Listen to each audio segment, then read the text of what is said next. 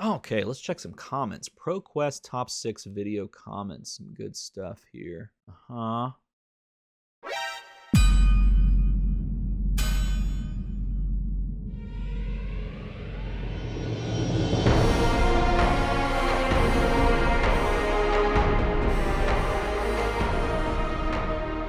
That's right, all you fine fab folks out there. Yes, we are making a video to save a friendship. No, actually, joke's on Sloop Dupe over there. I was actually going to make this video anyway, because these are actually like some of my favorite heroes that we're going to talk about. And so today we're going to discuss top 4 Darkhorse heroes that you could encounter at ProQuest and that honestly could just win it all. Depending on a couple of factors, these heroes have what it takes to just destroy the competition, but could also falter to a variety of things. These are heroes that, in some way, shape, or form, have a harder time either with a specific matchup or against themselves, depending on their own RNG to some degree, closing out long-term, large-scale events, but at the ProQuest level, could just show up and smoke everyone. But wait, hold on before we get too far into it. I gotta tell you, this video is sponsored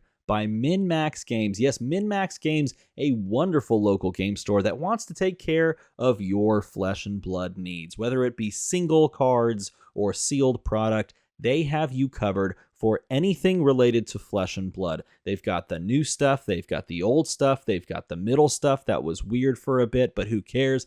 It's all there. And if you want other stuff like Magic the Gathering or Yu-Gi-Oh! Or Pokemon or I don't know, Parcheesi, name a game, they probably have you covered there as well. How do I know? Well, I know because they're great at their job and they're great people. I ordered 1 billion cases of Dynasty and they shipped them multiple times without fail and without any problems at all. They support this channel, and so I support them. Feel free to hop down into the description, click the link, use the referral code. It supports a fantastic local game store, and it supports this channel a little bit as well. So it's a great way to do both. Get cardboard rectangles, support this content here. Check it out, MinMax Games. So we're going to talk about them, and yes, we're going to start with none other than Dromai Ash Artist, because Dromai has rapidly become one of my favorite heroes, and I am desperately trying to avoid playing Dromai for like large-scale tournaments after doing so much with the aggro Dromai deck that I played in Goliath Gauntlet prior, but I'm not gonna lie, it's like really fun to play Dromai, and I just want to keep playing aggro Dromai because it's really good, and it just feels good into so many of the other decks that I've played into in general. It's nice because it's an aggro deck, and aggro decks are one of those kinds of matchups where it's like, cool, I know my game plan, it's to try and kill you, and that's what's really fun to me about that specific archetype, and that's why I keep coming back to it. But you can also play Dromai with the more control-oriented or mid-range-oriented dragon package, where you just play like literally all the dragons and you threaten and threaten and threaten. That is also, a way that you can take the deck and run with it. Dromai is one of those things that I feel like she's always on the cusp of just breaking out and just being that deck that just like people fear. She's on the cusp. She's on the way. She didn't, in my opinion, get anything really to help her with Dynasty, but I think she was right, kind of sitting right there anyway. And so I don't necessarily think she takes a step super far back. And I think the more that you play Dromai, the more you understand how she wants to be played, how their matchups go, and how you can kind of execute into a, I don't know, maybe like a small to mid-range tournament. I do think that there are issues with certain matchups that she has that feel very one-sided or feel very, I don't want to say unwinnable, but certainly don't feel great. And it's because of those things that I think she's held back or held in check a little bit. And perhaps that's for a good reason. I mean, this persistent board state dragon threat, turn after turn after turn, can feel very oppressive to your opponent.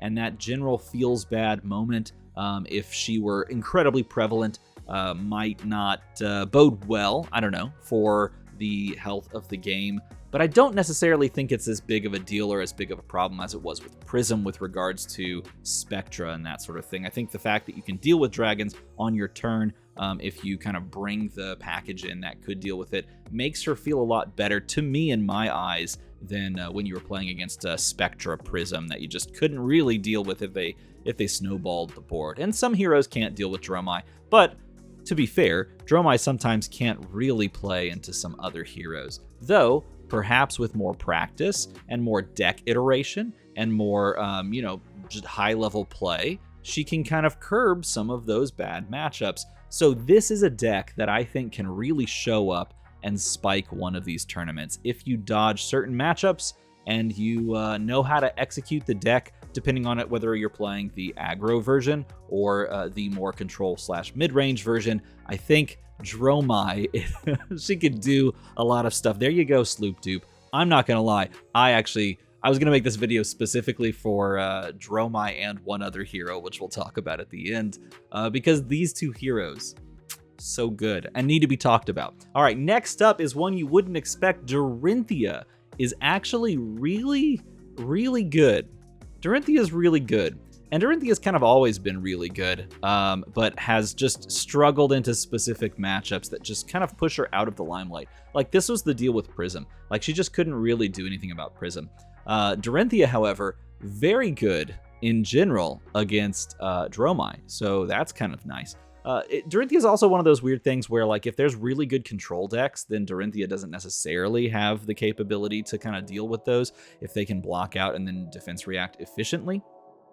So you have to consider the meta that you're going into. But if your meta is like mid-range-ish or, like leaning aggressive, then Dorinthea could really do some work. I've been running into like a lot of Dorintheas on like places like Talishar and things like that, that just have made very high use of Iron Song Pride, the new instant that can basically just get you a counter at instant speed on your Dawnblade. And there's some really cool tech now if you're playing like a wizard and Dorinthea shows up, where they can just run Jabil and just kind of like Jabil Spellbane you down and have a little bit of extra protection.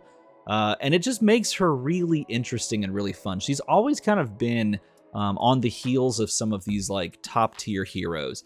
And at a smaller to a mid-range tournament like a ProQuest, if you show up with Dorinthea, you can kind of do some work, and especially if your opponents haven't played against a lot of Dorinthea. So if you're a Dorinthea player and you know your lines and you know your sideboards and you know your matchups, you can actually show up and just spike tournaments with Dorinthea. It's one of those decks that your opponent has to know how to block and when to block and why they're blocking, because if they don't, you just kind of roll them. I've said this since the beginning of the game, literally since the first set, Alpha, released and Dorinthea was unleashed upon the world.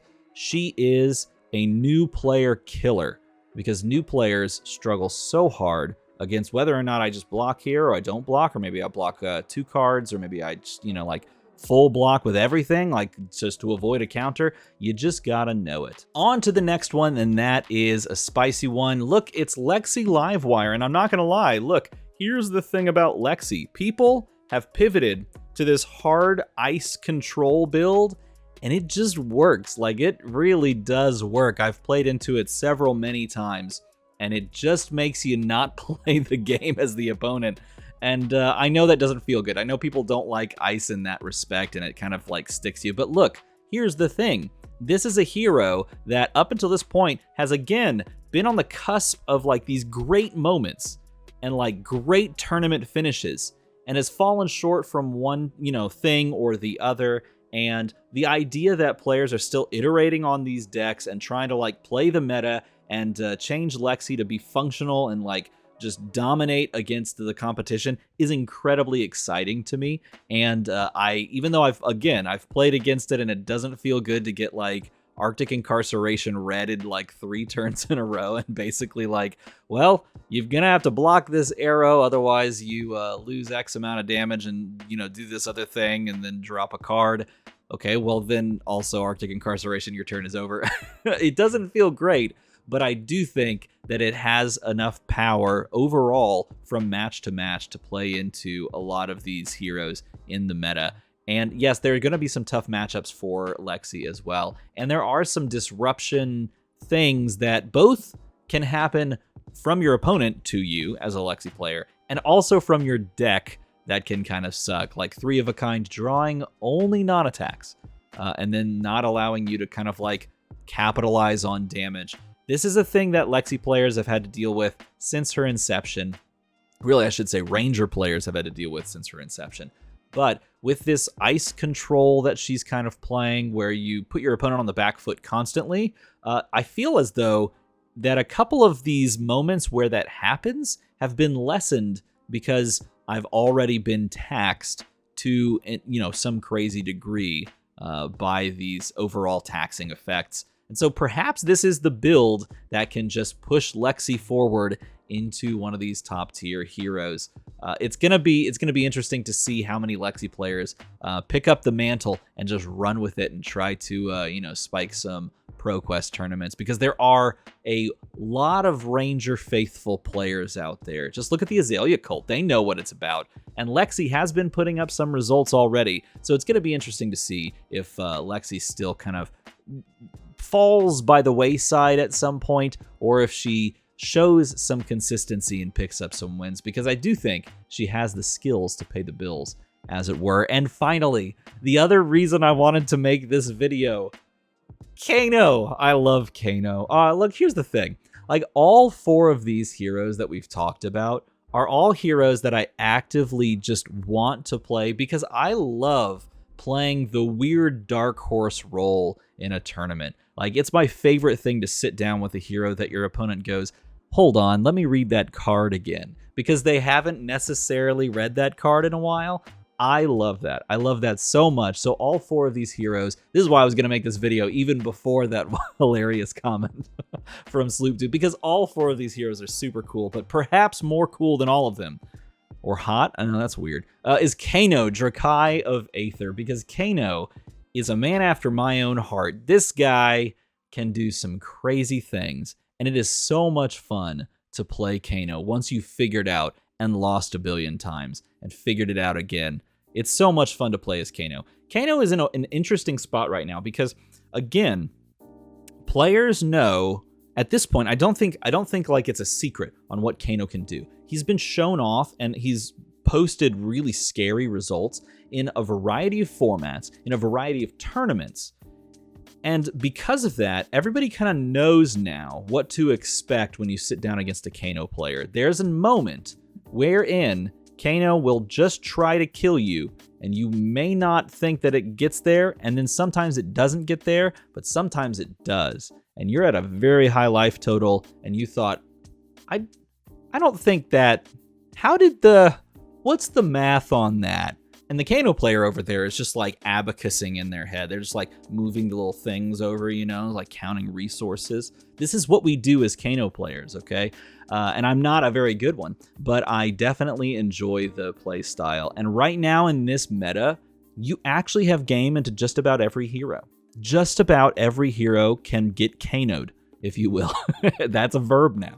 And that's what's really cool about Kano, is that I don't want to say he's tier 1, because I honestly do think he has tough matchups, and there are just matchups that I feel like you sit down and you're like, ooh, I have to get a little lucky, otherwise this is going to be over very quickly. Like, I'm looking at Dash. If you play Boost Dash as Kano, like you're sitting as the Kano player, you're like, cool, this game will be over in about 3 turns. I will probably be dead. I'll get to go get lunch early. The lunch break will come up early because Kano just a little bit tough. It's a little bit tough into that matchup.